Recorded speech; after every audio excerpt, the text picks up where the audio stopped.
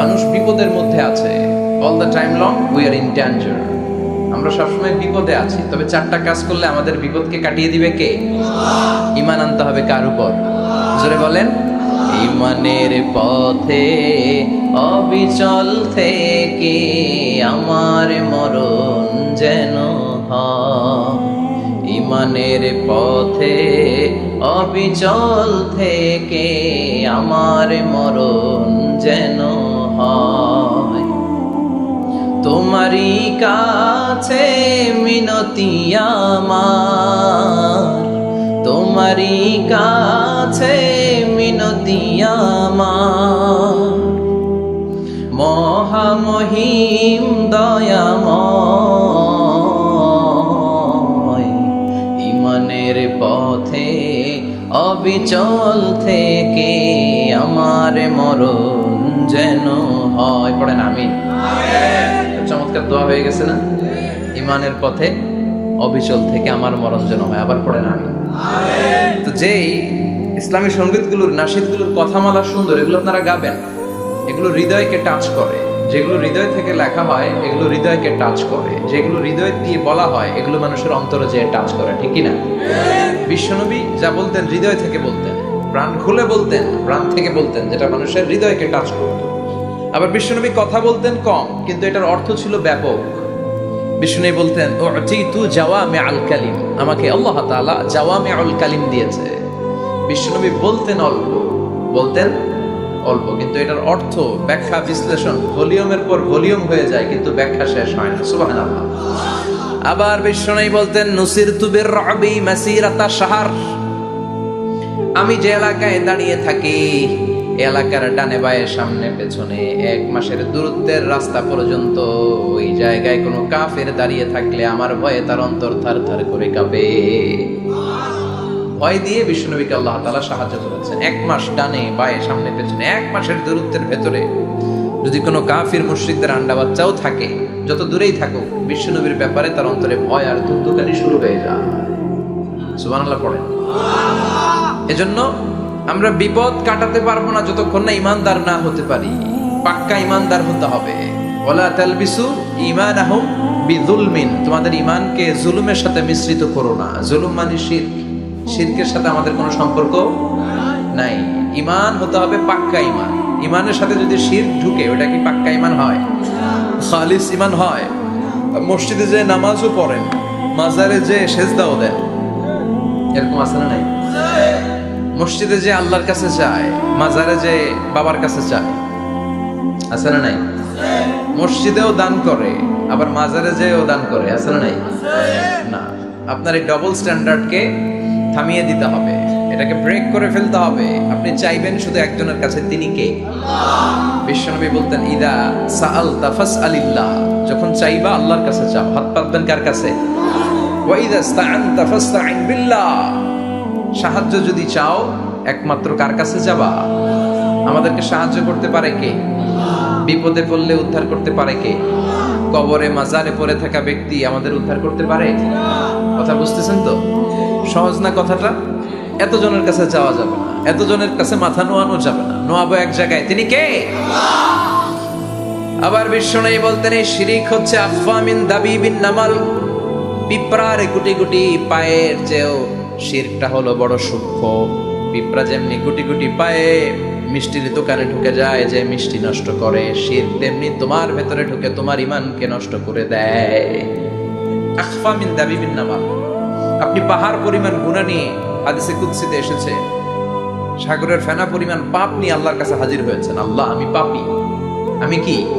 পৃথিবী না জানুক আমি তো জানি, আমি কি পাপ করেছি হায়। পৃথিবী না জানুক আমি তো জানি, আমি কি পাপ করেছি হায়। আমার পাপের করলে বিচার, বাঁচার উপায় নাই আমার। দয়াময় প্রভু মাফ করো আমায়, মাফ করো আমায়। পড়ে না আমি আমরা সবাই পাপী। আমরা কি?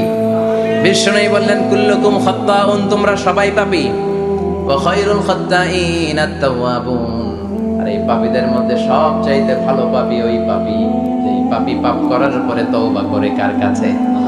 এজন্য আল্লাহ বললেন ইয়া আইয়ুহাল্লাযীনা আমানু তুবু ইলাল্লাহি তাওবাতান নাসুহা, তওবার মতো তওবা করো, কান্নার মতো কান্না করো। চোখের পানি এটা একটা খুব পাওয়ারফুল একটা জিনিস, এটা আপনার পাপকে ধুয়ে মুছে সাফ করে দেয়, আপনাকে নিষ্পাপ বানিয়ে দেয়, ঠিক কি না? তো এই বিশাল পাপের বোঝা নিয়ে, পাহাড় পরিমাণ গুনাহ নিয়ে কিয়ামতের দিন যদি আল্লাহর কাছে আপনি হাজির হয়ে যান, ওই পাপের মধ্যে যদি শিরকের পাপ না থাকে, মানে কোনো মাজারে যে সেজদা দেন নাই, বাবার কাছে যান নাই, কোনো মাজারে মানত করেন নাই, মাজারে লাল শালু দেন নাই, মোমবাতি দেন নাই, আগরবাতি দেন নাই, মাজারে মুরগি মানত করেন নাই, এই পাপগুলো করেন নাই, অনেক পাপ আপনার আছে, কিন্তু শিরকের পাপ নাই। কোন পাপ নাই? আল্লাহ বলেন হাজার কোটি পাপ নিয়ে, পাপের বোঝা নিয়ে, পাহাড় পরিমাণ অন্যায় নিয়ে, গুনাহ নিয়ে যদি আমার সামনে আসো, আর এই গুনার মধ্যে যদি শিরকের কোনো গুনাহ না থাকে, তাহলে আমি আল্লাহ পাহাড় পরিমাণ দয়ার ক্ষমা নিয়ে তোমার কাছে হাজির হয়ে যাব। এজন্য শিরকের সাথে আমাদের কোনো সম্পর্ক, এই শিরক করলে তার মাফ নাই। ইন্নাল্লাহা লা ইয়াগফিরু আন ইউশরাকা বিহি, শিরক করে ফেললে আর মাফ নাই। এটা ভয়ঙ্কর, এটা ক্যান্সারের চেয়ে ভয়ঙ্কর। ক্যান্সারের অ্যানসার আছে, শিরকের কোনো অ্যানসার নাই। লা ইন আশরাকতা লা ইয়াহবাতান্না আমালু, যদি তুমি শিরক করো, তোমার রোজা, নামাজ, হজ, যাকাত, জিকির গুলারে বাতিল করে দিবে কে? এজন্য শিরকের সাথে আমাদের সম্পর্ক আছে।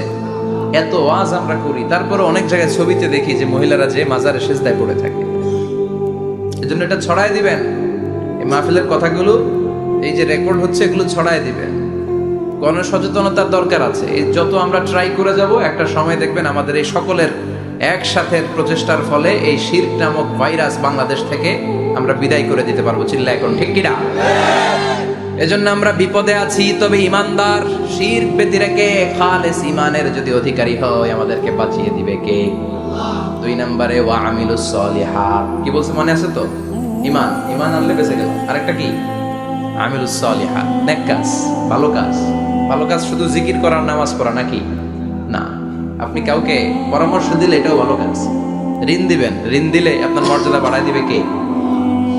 অভুক্তকে খাওয়াবেন, বিপদে পড়লে সাহায্যের হাত বাড়িয়ে দিবেন, রাস্তায় দাঁড়িয়ে আছেন একজন পথ চেনে না, পথ দেখিয়ে দিবেন, এটা অনেক সওয়াব। সূরা ফাতিহা একজনরে পড়ায় দেন, ওই লোক সারা জীবন সূরা ফাতিহা যতবার পড়বে তার একটা পার্সেন্টেজ সওয়াব আপনার আমলনামায় দিবে কে? তারপরে মানুষকে টাকা দিয়ে সাহায্য করবেন, অসুস্থ হয়ে গেলে, রক্তের প্রয়োজন হলে গায়ের রক্ত দিয়ে সাহায্য করবেন, কবুল করবে কে? রক্ত দেয়া অনেক বড় ইবাদত, জানেন এটা? মুমূর্ষ ব্যক্তিকে যদি রক্ত দেন, আপনার এই রক্তের কারণে যদি কারো প্রাণ বেঁচে যায়, তাহলে আপনি কেমন যেন গোটা বিশ্বের সব মানুষের প্রাণ বাঁচিয়ে দিলেন। একজনকে বাঁচানো মানে সবাইকে বাঁচানো, একজনকে মারা মানে সবাইকে মারা। এজন্য বিশ্বনবী বললেন আল ইনসান বুনিয়ানুম মারসুস, সব মানুষগুলো হলো আল্লাহর পক্ষ থেকে সীসা ঢালাই করা প্রাচীর। একজনকে নষ্ট করা মানে প্রাচীরটাকে ভেঙে দেয়া, ঠিক কি না? তাহলে ঈমান আনতে হবে কার উপর? আর আল্লাহর সন্তুষ্টির জন্য সৎ কর্ম করতে হবে। তারপরে একে অপরকে ভালো কাজের জন্য পরামর্শ দেওয়ার দরকার আছে না নাই? হক আর সবর, আমরা হকের পক্ষে থাকবো, রাজি আছেন তো? আর আমরা সব সময় ধৈর্যশীল থাকবো, রাজি আছেন? ইন্নামাস সাবর ইনদা সাদামাতিল উলা, বিপদের প্রথম ধাক্কায় ধৈর্যটা ধারণ করতে হবে। অনেকে বিপদ আসলে পেরেশান হয়ে যায়, চিল্লা পাল্লা শুরু করে দেয়, কান্না শুরু করে দেয়, বিলাপ করে। বেশিরভাগ মহিলারা এটা করে, ঠিক কিনা? বিষ্ণু বললেন বিপদের প্রথম ধাক্কায় কেমন সবর করলা, এটাই দেখার বিষয়। ইন্নামাস সাবর ইনদা সাদামাতিল উলা, বিপদের প্রথম ধাক্কায় যে সবর ধরতে পারে সেই আসল সবুর, সেই আসল কি সবুর মানে ধৈর্য ধারণকারী। বিশ্বনবী দোয়া করতেন, আল্লাহ আপনি আমারে ধৈর্যশীল বানান, আল্লাহুম্মা জাআলনি সাবুরা ওয়াজআলনি শাকুরা, আপনি আমারে ধৈর্যশীল বানান, আপনি আমারে শুকরগুজার বানান। ওয়াজআল ফি আইনি সাগীরা ওয়া ফি আয়ুনিন নাসি কাবীরা, আমার চোখে আপনি আমারে ছোট বানান, মানুষের চোখে আমারে আপনি বড় বানান। পড়েন আমিন, আর জোরে পড়েন আমিন। চারটা ওয়াজকাল থাকবে তো। প্রথমে কি করতে হবে? ঈমান, ঈমানের পরে সৎকর্ম, তারপরে হক আর সাবার, এগুলো মেনে চলতে হবে। রাজি আছেন তো? আরো জোরে পড়েন ইনশাআল্লাহ।